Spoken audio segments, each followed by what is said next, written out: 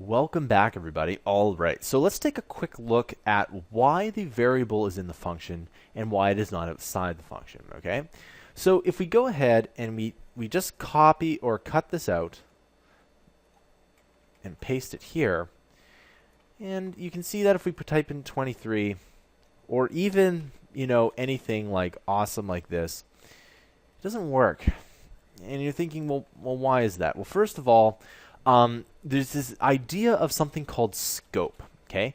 And it has to do with these brackets here. And I'm just going to return that on this just like that so we can see this a little bit better. So what it is that if we were to have, let's say, another function here, okay? If I just type in function,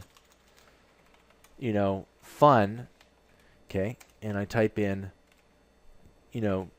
another thing here, all of these variables here can be used in both of these functions. And for the most part, there would be what we call quote-unquote global variables, meaning that you can see each of these variables within these functions here, okay? So variable number, you can use it here, you can use it here, you can use it anywhere.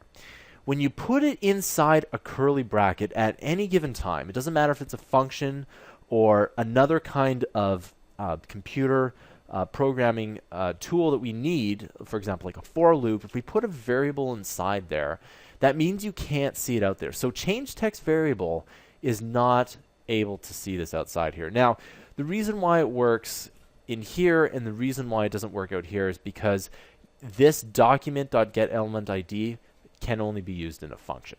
Okay, and that's why it doesn't really work, because JavaScript doesn't necessarily see that as a viable command outside the functions. So remember, the functions is where most of your computer programming is going to be. Okay, and scope is really, really important because at least when you're typing code like this, what ends up happening is that you have different levels of scope. Now, if you've taken any one of my other courses, for example, the non-program courses, for example, how to make apps without programming, how to make games without programming, they simplify this down quite a bit. And this is a topic that beginner programmers tend to really struggle with, is where you can see variables and where you can't see variables. So again, if it's outside the function, you can see them within every function. But if it's inside the function, you can only see that within functions here.